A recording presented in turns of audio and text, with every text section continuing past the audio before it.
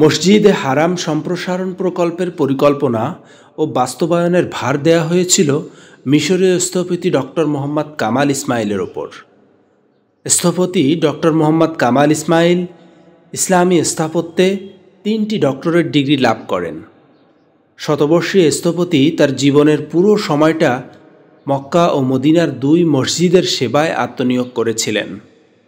দায়িত্ব পাওয়ার পর তিনি চিন্তা করেন, তাওয়াফকারীদের আরাম ও স্বাচ্ছন্দ্য দেওয়ার জন্য মসজিদুল হারামের মেঝে এমন কোনো মার্বেল পাথরে ঢেকে দিতে যার বিশেষ তাপ শোষণের ক্ষমতা আছে। অনেক গবেষণার পর এরকম মার্বেল পাথরের সন্ধান পাওয়া যায় গ্রিসের ছোট্ট একটি পাহাড়ে। আর কোথাও সে মার্বেলের মজুদ পাওয়া যায়নি।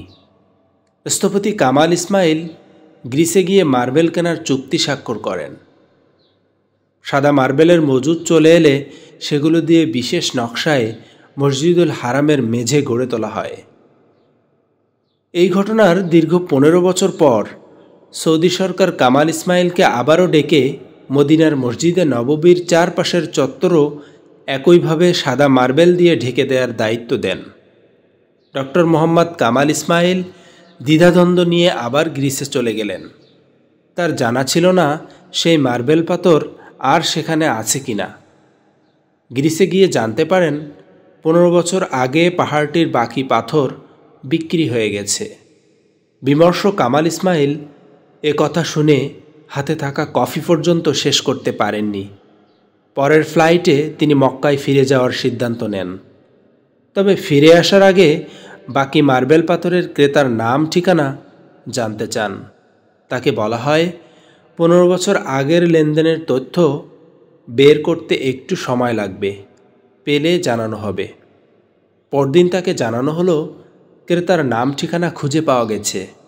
নিরাশ মনে আবার সেই অফিসের দিকে তিনি যাত্রা করেন।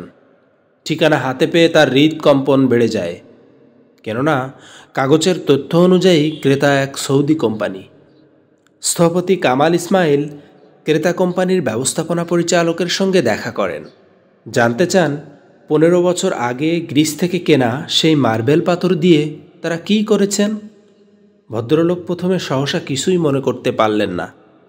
খোঁজখবর নিয়ে জানা গেল সেই সাদা মার্বেলের পুরো আমদানিটাই পড়ে আছে, কোথাও ব্যবহার করা হয়নি। এ তথ্য শুনে কামাল ইসমাইলের চোখ থেকে অশ্রু ঝরতে শুরু করল। ব্যবস্থাপনা পরিচালক ভদ্রলোক তার কাছে কারণ জানতে চাইলে তিনি পুরো ঘটনা খুলে বললেন। পরে ডক্টর কামাল এই কোম্পানিকে সৌদি সরকারের পক্ষে একটি চেক দিয়ে তাতে ইচ্ছে মতো অঙ্ক বসিয়ে নিতে বলেন।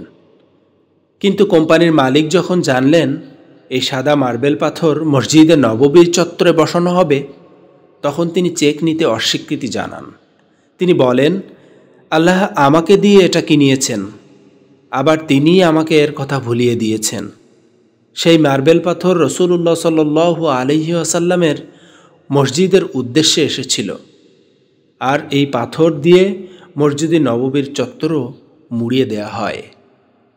যারা উমরাহ বা হজ পালন করতে গিয়েছেন তারা জানেন, কাবা শরীফের মাতাফ অর্থাৎ যেখানে তাওয়াফ করা হয় সেটা খোলা আকাশের নিচে।